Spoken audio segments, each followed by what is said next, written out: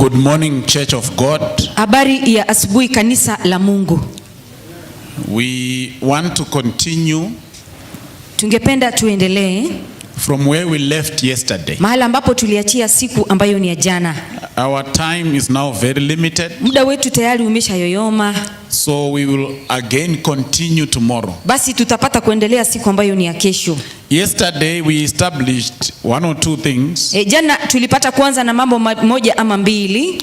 We saw that Tulipata kujifunza ya kwamba the concept of stewardship hili neno uwakili was instituted by God before sin came into this world. lilitangulizwa naye Mungu kabla ya dhambi kuingia katika ulimwengu. So there is no way Basi hamna njia yoyote we should believe the lie tupate kuamini uongo that stewardship ya kwamba uwakili ended at the cross. ulikamilika pale kwenye msalaba. This was meant to be an eternal blessing. Uwakili ulikuwa na kusudi la mibaraka ya milele. Sin or no sin, Pawe na dhambi, pasiwe na dhambi. cross or no cross, Msalaba, pasiwe na msalaba.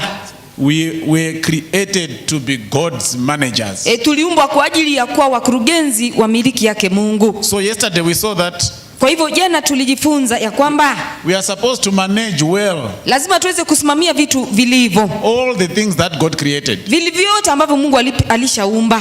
be it our environment, Iwe ni mazingira yetu, the possessions that we may have. miliki ambayo tuko nayo. They could be animals, Iende kawa ni wanyama. they could be things that God has blessed us, vehicles, cars, homes, Vitu ambavyo Mungu amekubariki navyo, gari pamoja na nyumba na vitu vingine. even clothes themselves, Pamoja na nguo, including food. hata pia na chakula. We are supposed to manage those things properly. Lazima uweze kusimamia hivyo vitu vilivyo.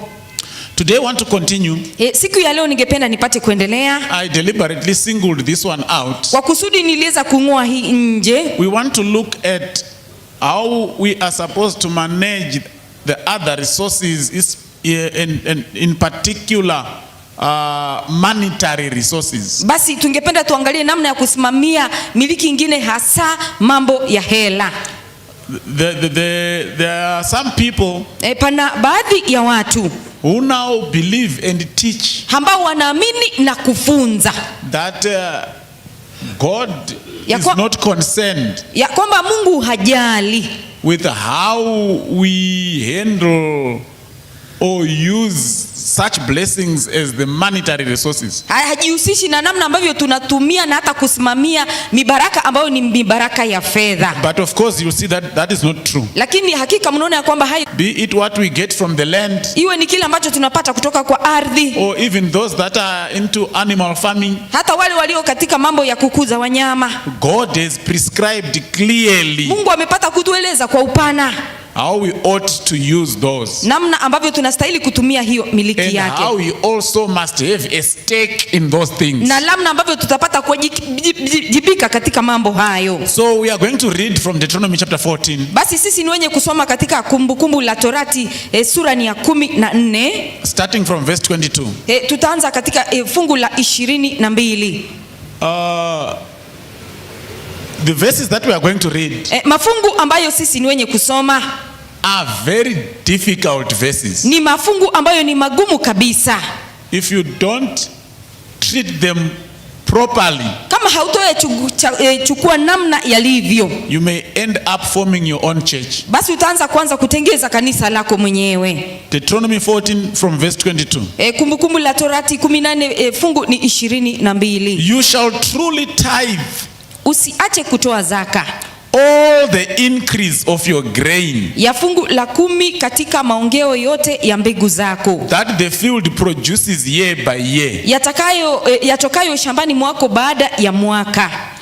and you shall eat before the Lord your God, nawe utakula mbele ya Bwana Mungu wako, in the place where he chooses to make his name abide, mahali atakapochagua apakalishe jina lake. the tithe of your grain, zaka ya nafaka zako, and your new wine, na divai yako, and your oil, na mafuta yako, and of the firstborn of your heads, na wazaliwa wa kwanza wa makundi yako, and of your flocks, ya ng'ombe wako, that you may learn to fear the Lord your God always. ili upate kujifunza kumcha Bwana Mungu wako daima. But if the journey is too long for you, na njia ikiwa ndefu mno nawe, so that you are not able to carry the tithe, usiweze kuzichukua kwa Bwana, or if the place where the Lord your God chooses to put his name is too far from you, au mahali ambapo Bwana ameweza kupachagua pawe katika jina lako pawe mbali nawe, when the Lord your God has blessed you, hapo Mungu atakapokubariki, then you shall exchange it for money. ndipo uzibadili ziwe fedha, Take the money in your hand, na kufunga zile fedha katika mkono wako, and go to the place which the Lord your God chooses, hata mahali atakapochagua Bwana Mungu wako, and you shall spend that money for whatever your heart desires. na zile fedha uzitumie kwa chochote kile kitakachotamani roho yako, For oxen or sheep, kwa ng'ombe au kondoo, for wine or similar drink, au divai au kileo, for whatever your heart desires, au roho yako itakacho kwa chochote. you shall eat there before the Lord your God, Nawe utakula huko mbele za Bwana Mungu wako, and you shall rejoice, tena furahi, you and your household. wewe na nyumba yako. You shall not forsake the Levite Na Mlawi asiwe ndani ya malango, who is within your usimwache, gates, usimwache, for he has no part nor inheritance with you. kwani hana fungu wala urithi pamoja nawe. Now, if you are following closely, Basi kama umekuwa ukifuata kwa makini, there must be at least two places basi pana sehemu mbili where you were like, what? pale ambapo utajiuliza na hili. That is if you were listening close. Basi kama wewe ulikuwa ni mwenye kusikiza kwa makini. The first part Sehemu ya kwanza is the one which is saying ni ile ambayo inanena hivi: you must eat the tithe lazima upate kula zaka together with your family pamoja na familia yako, and rejoice in the Lord. na ufurahi katika Bwana. The second, the money to buy wine and strong drink, Na zile fedha upate kuzitumia kwa ajili ya kununua divai pamoja na vileo. and that is we are going to read, Ya kwamba haya mafungu ambayo sisi ni wenye kusoma are very difficult ni mafungu verses. ambayo ni magumu kabisa. Now, I first of all would want to know Basi mimi kwa kwanza ningependa kujua if the same difficulty we have in my language kama lile tatizo tulizo nalo katika lugha yetu would be the same difficulty that you have with the Kiswahili language. ni sawia na lile lililo katika lugha ya Kiswahili. In my language, Katika lugha yangu we don't have words hatuna maneno which separates ambayo yanabagua or differentiates ama ambayo yanatofautisha tithe zaka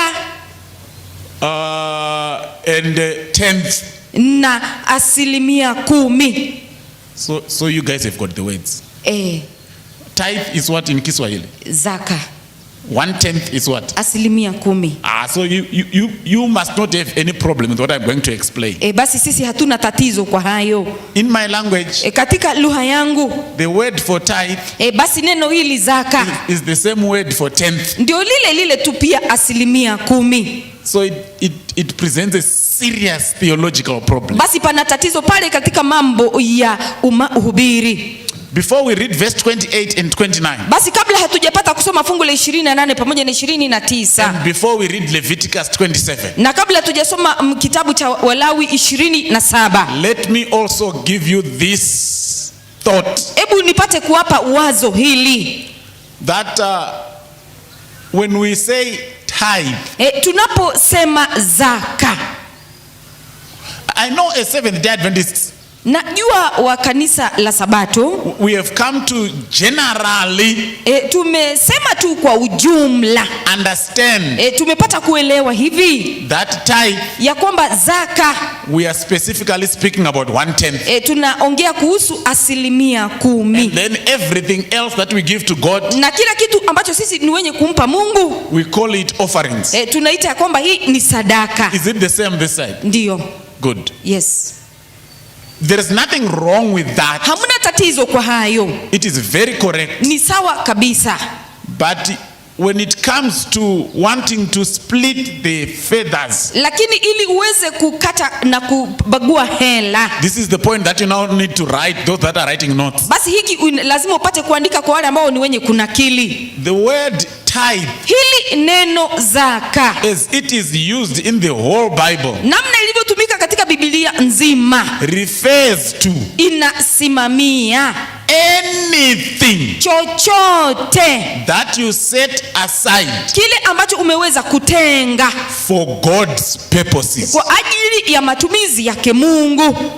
anything Chochote that you set aside unachokiweka kando for the purposes of God, kwa kusudi lake Mungu, it is called tithe. basi hicho ni zaka.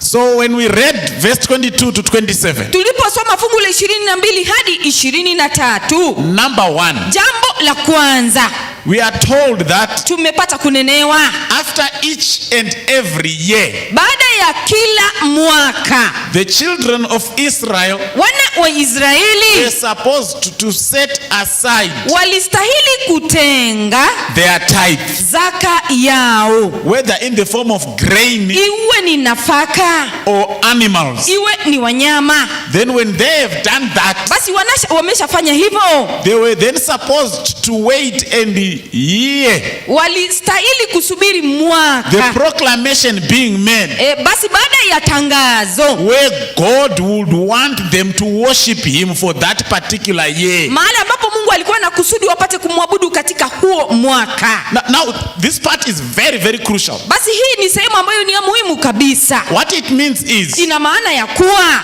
once in every year, ya kwamba mara moja katika kila mwaka, there was a time palikuwa na wakati when God wakati ambapo Mwenyezi Mungu would announce, angetoa tangazo where he would want all Israel maana ambapo angestahili Waisraeli to go wote and gather to worship him waende pale kwa jumiana kwa ajili ya kumwabudu yeye once in a year. mara moja kwa mwaka. This is not referring to the every other Sabbath gathering. Hii haishiriki kila Sabato wakati ambapo wanakutanika But pamoja. this was a special worship Basi ilikuwa ni ibada ya kipekee which would come once in a year. ambayo ilikuja mara moja kwa mwaka. And when you are studying the feasts Basi tunaposoma kuhusu hizi sherehe that the Israelites were supposed to observe, ambazo walikuwa wanastahili kutunza kama wana wa this Israeli, particular gathering hasa huu mkutaniko mmoja, was the feast of the tabernacles. basi ilikuwa ni sherehe ya vibanda. So once in a year, Basi mara moja katika mwaka they were supposed to observe the feast of tabernacles. walistahili kuwa na sherehe ya vibanda. But it was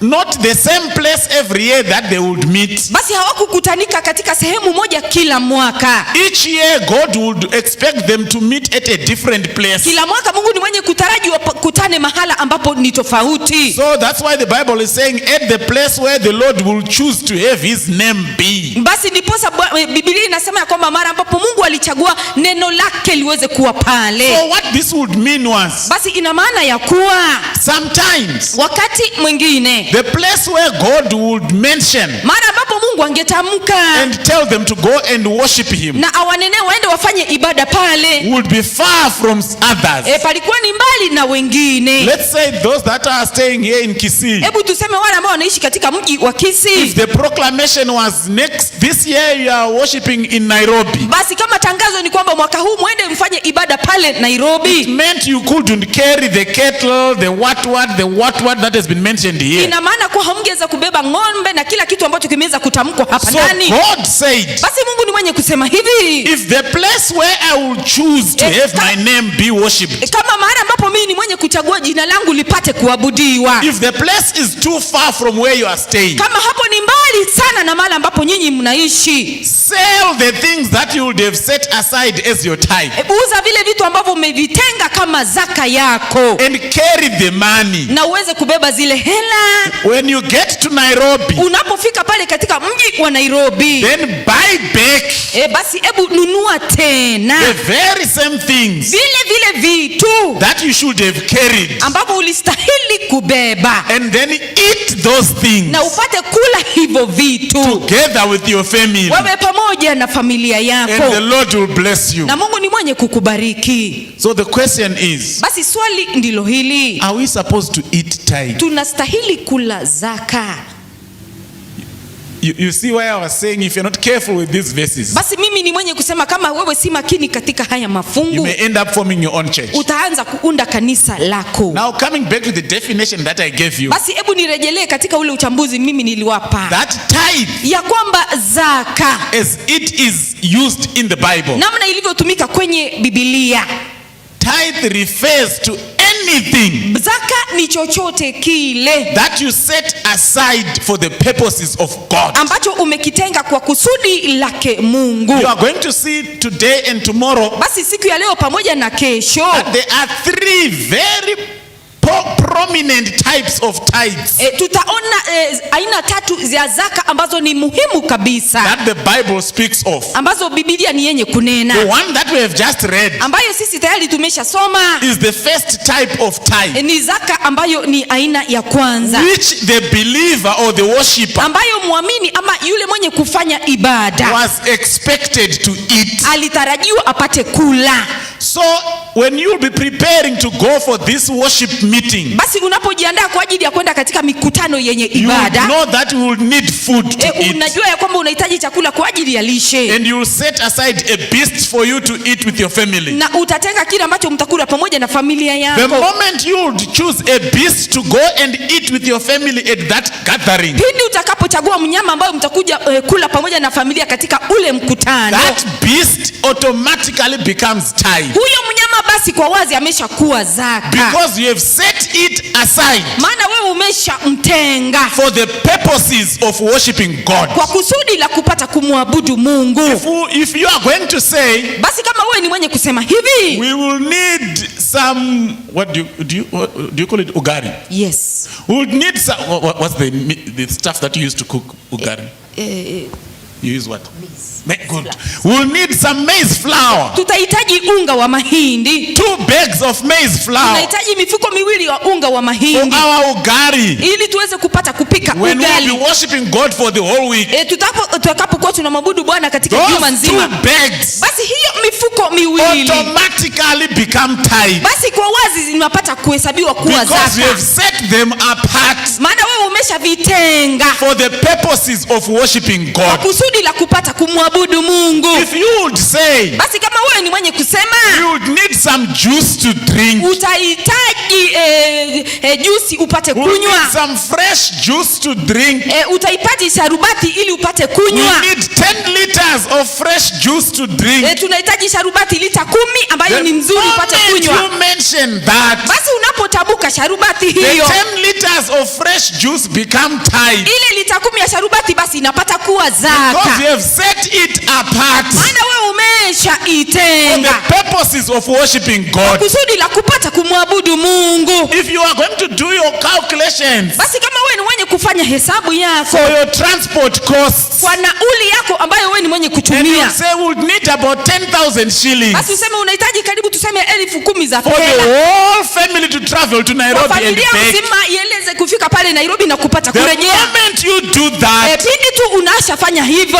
the 10,000 shillings hizo shilingi 10,000 become a tithe, basi zimeshahesabiwa kuwa zaka, because you have set them apart maana wewe umeshazitenga for the purposes of worshiping God. kusudi la kupata kumwabudu Mungu. So all those things Basi hivyo vitu vitu vyote when you put them there, unapoviweka pale, you have put aside a tithe. basi wewe umeweza kutenga Then zaka. God says, Na basi Mungu anasema hivi, go and eat this wewe tithe nenda upate ile zaka together with your families, wewe pamoja na nyumba yako, so that you can rejoice ili mupate if kufurahi you worship God. kadiri mnapomwabudu Mungu.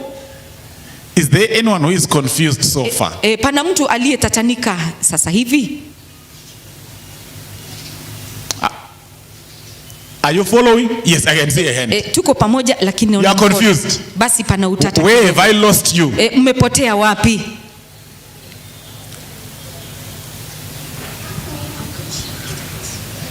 Okay, she says, how can we eat tithe? Anauliza tuwezeje kula zaka? So let me go back to the definition. Basi hebu nirudi katika uchambuzi wa kwanza. The definition of tithe. Basi zaka ni nini? Are you listening to this one? Munasikiza? I know we are used Mimi najua tumekuwa na mazoea to know that ya kujua ya kwamba tithe means 1/10. zaka ina maana kuwa 10%. But that is not correct. Lakini hiyo si sawa. I am now bold now. Sasa mimi ni mkakamavu. That is not correct. Hiyo si sawa. Tithe does not only mean 1/10. Zaka haisemi ya kwamba ni 10% peke yake. Tithe means Zaka ina maana ya kuwa anything chochote that you set aside ambacho wewe umeshakitenga for the purposes of God. kwa kusudi lake Mungu. Anything Chochote that you set aside ambacho umeshakitenga for the purposes of kwa God, kusudi lake Mungu, it is called tithe. basi hicho ni zaka. So Deuteronomy 14 Basi Kumbukumbu la Torati sura ni 14 verse 22 to 27 fungu la 22 hadi 27 has given us one type of tithe. imeweza kutudokezea zaka aina moja. I have already told you Tayari nimeshawaambia that today and tomorrow ya kwamba siku ya leo pamoja na siku ya we kesho will learn about 3 types of tithe. tutajifunza aina 3 ya zaka. The first one Aina ya kwanza is the one that God is saying you ambayo Mungu ananena ya kwamba wewe and your family pamoja na nyumba yako must eat it lazima mpate kula as you go to worship God. mnapoenda kumwabudu Mungu. Are we following this? Tuko pamoja? Are you here? Mko hapa? So we are here at the camp meeting. Basi tuko hapa katika makambi. I'm told there are some saving points, food saving points here. Mimi najua pana sehemu 7 ambazo sisi tutapata vyakula pale. And I'm sure during the year you were contributing money towards camp meeting. Na mimi najua katika mwaka mlikuwa mnachanga pesa kwa ajili ya makambi. And towards camp expense. Na kwa ajili ya matumizi ya makambi. The money that you were contributing towards camp, zile hela ambazo mlisanya kwa ajili ya sherehe ya vibanda, that money is tithe. hizo hela zinaitwa zaka. Are you following this? Tuko pamoja? It is exactly what these verses are speaking of. Haya ndiyo mambo ambayo haya mafungu yananenea. So if you were contributing towards camp, basi kama wewe ni mwenye kutoa kwa ajili ya makambi, and the money was used to buy food for the campers, na hizi hela zilitumika kwa ajili ya kununua vyakula vya makambi, you are all eating tithe. sote sasa hivi twala zaka. Is this clear? Basi ni wazi. The moment you are going to join the queue for food, mara tu mtakapopiga foleni kwa ajili ya kupata chakula, you must tell your heart, lazima sasa unene kwa moyo wako, now we are queuing sasa hivi tumepanga foleni to eat what? Tunakula nini? Now you are there. Sasa tuko pamoja. I will not explain Mimi sitapata kueleza the wine and the strong drink. Mambo ya divai na vileo vikali. Maybe during one of our Bible study slots, uende kawa wakati wa mafunzo yetu ya Biblia, I will explain that mimi part. nitapata kuchambua hiyo sehemu. But so far, Lakini mpaka sasa hivi we have dealt with the first type of tithe, tumejifunza kuhusu zaka ya kwanza, the one that God says, ambayo Mungu ni mwenye kusema hivi, you the worshipper, wewe ambaye ni mwenye mwenye kufanya ibada must eat. lazima ule. Say amen to that. Itikia amina. Now let's read verse 28 and 29. We will end there for today. Kwa kumaliza tutasoma fungu la 28 pamoja na 29. Verse 28 says, fungu la 28 lasema hivi: at the end of every third year, kila mwaka wa tatu mwisho wake, you shall bring out the tithe of your produce of that year. Toa fungu la 10 lolote la maongeo yako ya mwaka huo, and store it up within your gates, uliweke ndani ya malango yako. and the Levite, na Mlawi, because he has no portion nor inheritance with you, kwa kuwa hana fungu wala urithi pamoja nawe, and the stranger, na mgeni, and the fatherless, na yatima, and the widow, na mjane aliyefiliwa, who are within your gates, walio ndani ya malango yako, may come and eat, na waje wale na kushiba, and be satisfied, na kushiba, so that the Lord your God may bless you ili kwamba Mungu Bwana wako akubarikie in all the work of your hand which you do. katika kazi yote ya mikono yako utakayofanya. This is the second type of tithe. Basi hiyo ndio aina ya pili ya zaka. If you were listening carefully, Basi kama wewe ulikuwa makini katika kusikiza, you must have noted two things basi ulipata kugundua mambo mawili that are different from the first type. ambayo ni tofauti na zaka ya kwanza. The first type, Zaka ya kwanza, you were supposed to set it apart every year. ulistahili kuitenga kila mwaka.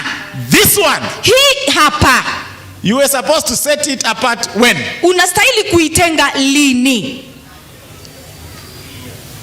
After Baada ya 3 years. miaka mitatu. That must tell you Lazima sasa ikunenee that these tithes are different. ya kwamba hizi zaka ni tofauti. The first one, Ya kwanza every year. mwaka na mwaka. The second one, Ya pili after every 3 years. baada ya kila miaka mitatu. Point number 1. Dokezo la kwanza. Point number 2. Kipengele cha pili. The first one, Ya kwanza you eat with your family. unakula pamoja na nyumba yako. The second one, Ya pili you give to the less privileged. wewe unapatia wasio na bahati. The first one, Ya kwanza you take it to where God wants to be worshipped. unaipeleka mahali ambapo Mungu anakusudi la kuabudiwa. This one, did anyone hear where it was supposed to be kept? Hii kuna mtu aliyesikia inastahili kuwekwa wapi?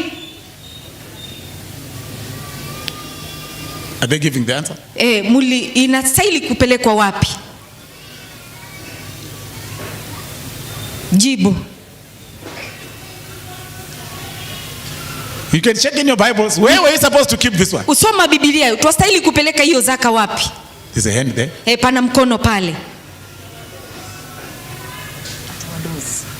Within your doors, which means at your Basi katika milango yako, ina maana kuwa wapi? at your home. Uiwache pale nyumbani. Are you getting that?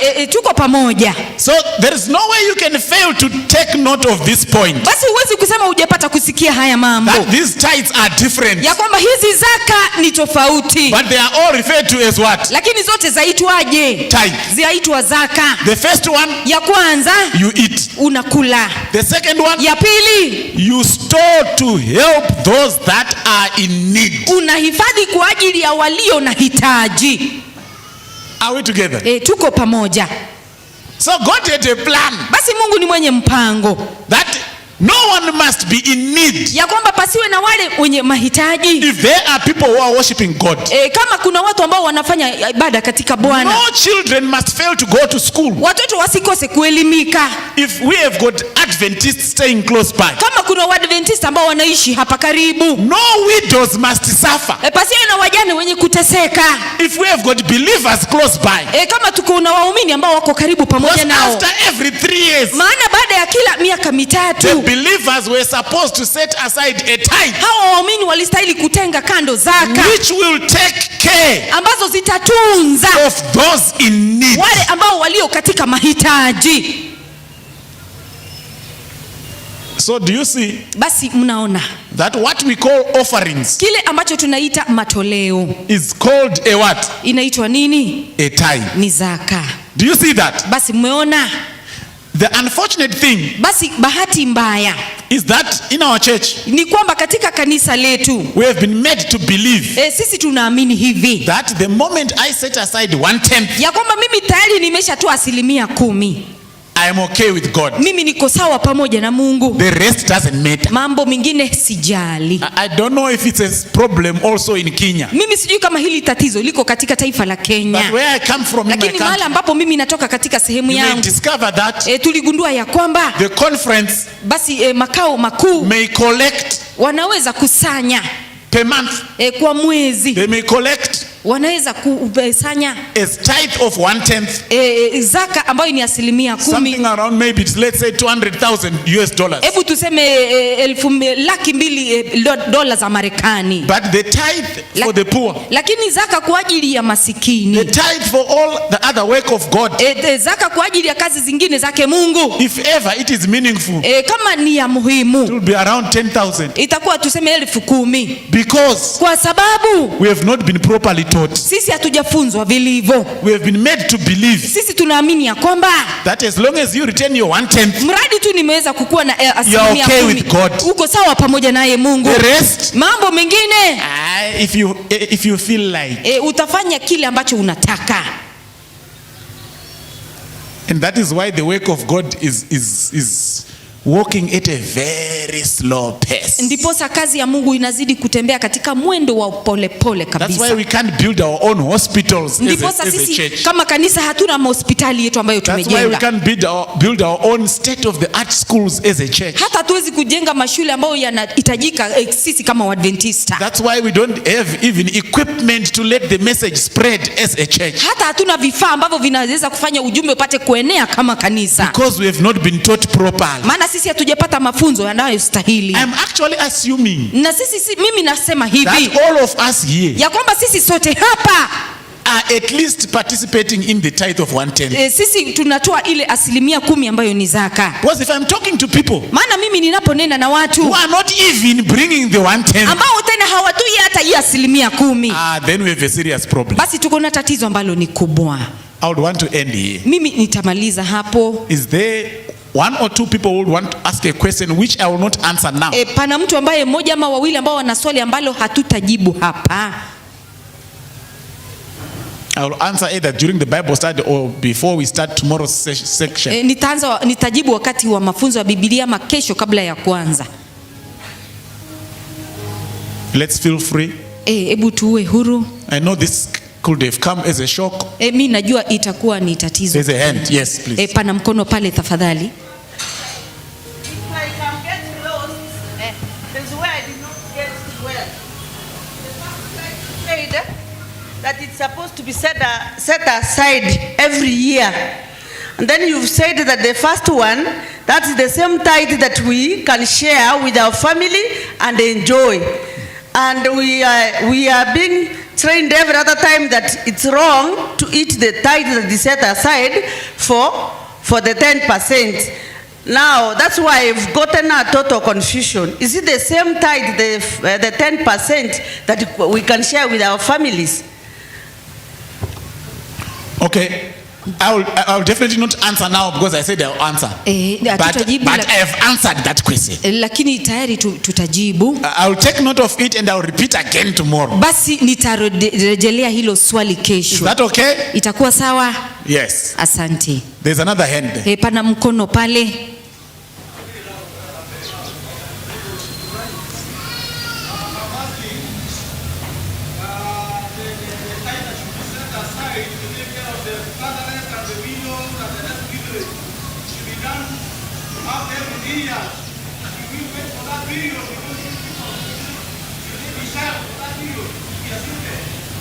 Okay. Ndio. We have noted that question. Tumenakili hilo swali. I will address it as well. Basi kesho litazungumziwa.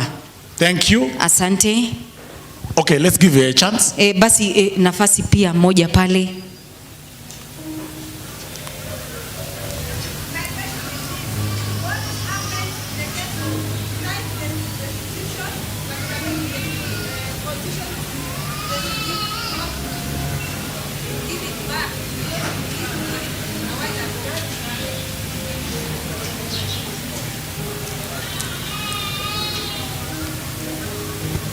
my question is this. In a scenario that there's some tithe that you are supposed to remit but you didn't do it.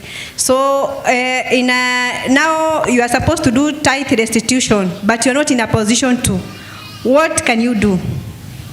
Okay. Ndio. Thank you. I think for the sake of our time we'll end here. Kwa sababu ya muda tutamaliza hapa.